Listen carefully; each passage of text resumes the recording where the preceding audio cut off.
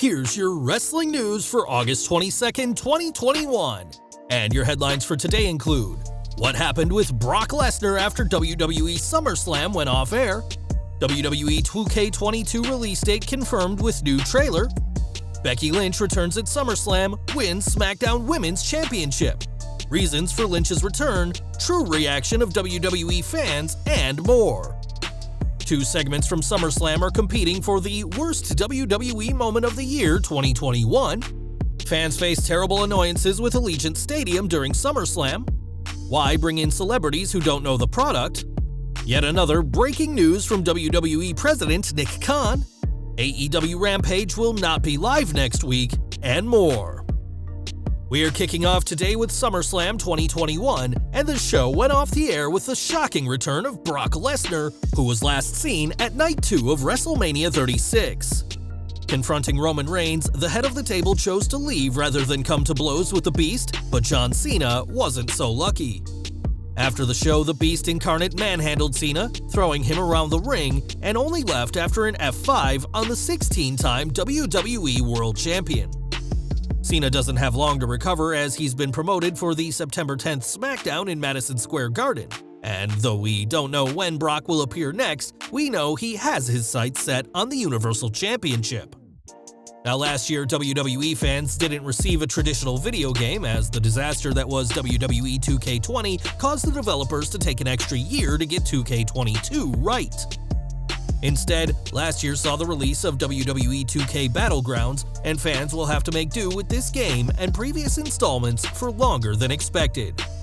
Before SummerSlam, it was reported that Take-Two Interactive, the developers behind the WWE games, have had to delay several games, and that includes WWE 2K22, which was advertised for a March 2022 release during the pay-per-view. Scans have already been done for several wrestlers in the game, and that includes recently released superstars. But if WWE wants to take those wrestlers out, then it'll only extend the timetable for the already delayed video game, which will now feature in the build to WrestleMania 38. More from SummerSlam as Bianca Belair went to Las Vegas with plans to defend the Smackdown Women's Championship against Sasha Banks, but that didn't happen. Before her match, it was confirmed that the Boss was unable to compete after she was pulled from two recent WWE live events and didn't appear on SmackDown. In her place, Carmella was announced as the EST of WWE's opponent, but it was the shocking return of Becky Lynch that derailed those plans. Dispatching of the Staten Island Princess with ease, the match was confirmed to be Belair and Lynch, and within seconds, the man captured her 5th Women's Championship in WWE. It had been reported for months that Lynch was on her way back, and that return finally happened 515 days after her last match at Night 1 of WrestleMania 36. On Twitter, Lynch broke her silence, sharing a picture of her after becoming the new SmackDown Women's Champion with the simple caption, "I'm back." We'll have to see what Lynch does next, but it seems she'll be on SmackDown from now on, as the man is immediately back on top after over a year away. Lynch's return was a huge deal for WWE, but some have argued that it wasn't exactly WWE's decision to bring the man back. Given CM Punk's incredible debut on Friday's Rampage, some have speculated that Lynch was brought back as a response to Punk, but Andrew Zarian reports that isn't the case. Lynch was brought back after months of reports that she was going to come back soon, and to replace Sasha Banks, who unfortunately couldn't compete, and CM Punk wasn't a factor in WWE's decision. After over 500 days away, Lynch's return was a huge moment for SummerSlam, but not everyone was pleased to see the man come around. On social media, plenty of fans lambasted the decision to have Belair's reign end in a 27-second match, especially after the build she's had since joining the main roster last year. One fan said that it was same old WWE for a dream match to end in under a minute, whilst Steve Carrier of Ringside News shared a similar sentiment, saying, "They should have at least gave us a decent match."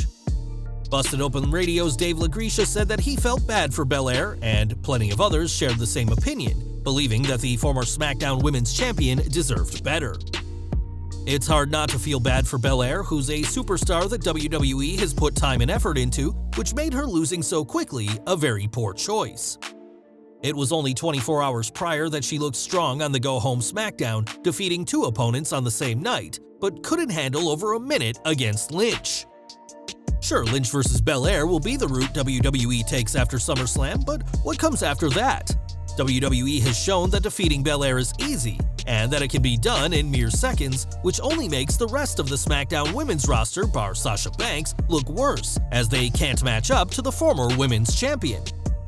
Fans were excited for Banks vs. Belair, and were even more ecstatic at the idea of Belair facing the returning Becky Lynch, but what we ultimately got left a lot to be desired. Bad booking aside, it was good to see Lynch back in the ring, as her presence has been sorely missed over the past year. The decision to make Lynch the champion may have been controversial, but it makes a lot of sense for WWE from a business standpoint. It's no secret that Lynch is a ratings draw, and with her back and on top of SmackDown, she'll easily help bump the Blue brand's ratings on Fox. One feud that'll definitely bump the numbers will be a feud between Lynch and Banks, and we're sure the boss will be after the new champion, who took her spot at SummerSlam. We can't help but notice that Belair was quickly running out of opponents on SmackDown, and had she beaten Lynch or even Sasha Banks tonight, there would have been no credible opponents for the EST of WWE to feud with. Now Belair has a story and can begin the long ascent back to the SmackDown Women's Championship, but the execution of her title loss left a lot to be desired. Belair's loss may have angered fans, but it wasn't the only error in judgment made by WWE, who insisted on using celebrities with no knowledge of wrestling. The most egregious example of this was Tiffany Haddish, who had a major botch when she referred to the United States Championship as the National Championship when speaking about Damian Priest. Mario Lopez's mistake wasn't nearly as bad, as he said he'd been a WWE fan from its days as the WWF, but we doubt that Vince McMahon was happy to hear the name they haven't used in 19 years be featured on their biggest show of the summer. Even before SummerSlam went live, Logan Paul was heavily booed whenever he appeared on screen during the kickoff show, as WWE's reliance on celebrities to try and garner some mainstream attention continues to anger even the most loyal of fans. The booking of the Banks vs. Belair squash match, as well as this poor celebrity involvement, didn't do any favors to the fans in Allegiant Stadium, but there were plenty more problems to keep the crowd incensed. During the show, the fans were blinded with bright lights, making them unable to see the show, and chants of "turn off the blue light" were heard from the crowd.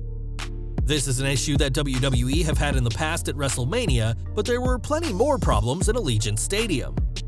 Las Vegas locally, a local Twitter account summarized various issues inside the venue, including that the cashless payment system was down, meaning people had to have physical notes on them to pay.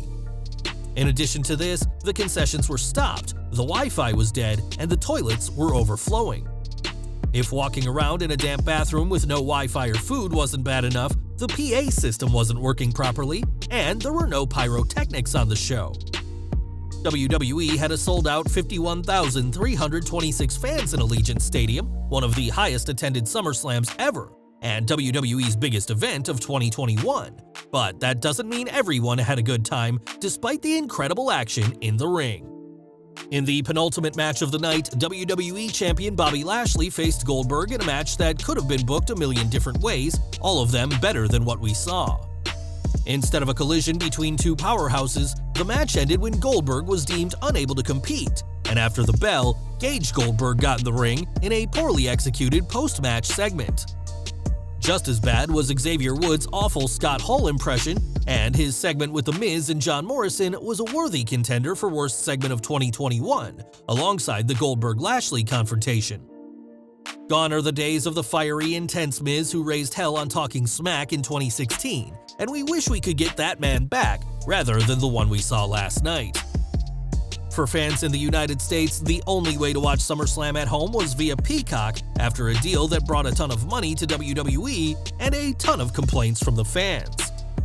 One of the biggest issues with Peacock is that fans were unable to pause, rewind, or fast-forward live programming, but that problem's now a thing of the past.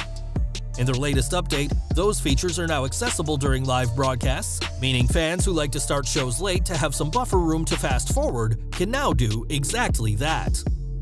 This is a big deal for any fan who likes watching WWE content at their own pace, but it's a feature that really should have been there since day one. Earlier this week, WWE President Nick Khan made headlines when he said that the company was open for business on anything and everything, which many took as a sign that Vince McMahon was open to selling his company. These rumors of a sale have become increasingly common lately, as it's believed that WWE's mass releases, all in the name of budget cuts, is to make the company appear even more profitable than it already is, making it more desirable to a future buyer. Now, Khan is clearing things up, as while speaking to Ariel Helwani, he explained what exactly he meant by open for business. When I say we're open for business, that means if someone credible calls on anything, NFT, trading cards, international rights, we'll take the call. We're inherently salespeople. If someone calls and are credible and asking, "Are you guys for sale? What's your offer? What are you thinking?" We're not trying to sell it, that's not our intent. There are no internal meetings about selling this company. Khan doesn't plan on selling WWE, and apparently all those releases were just to help trim the company's bottom line and had nothing to do with looking better to potential buyers. Perhaps one day WWE will sell up in what'd be a huge transaction for whoever the buyer would be, but that sale isn't in the works right now. And we're ending today with AEW, as this week's Rampage was a huge show, but next week's show won't be like what we've seen so far. According to Cassidy Haynes, who spoke on Bodyslam.net's podcast, next week's Rampage will be taped on Wednesday alongside Dynamite in Milwaukee. It wasn't noted if Rampage will be taped before or after Dynamite, but fans will need to show up with plenty of time to spare and expect to stay late. Next week's Rampage will be the show's third episode, and after Christian's Impact World title win and Punk's debut, odds are AEW is going to do everything to repeat this special atmosphere. Well guys, that's our news for today. Please share your comments below. Also hit the like button, subscribe to our channel, and hit the bell icon to receive all notifications. And as always, thanks for watching.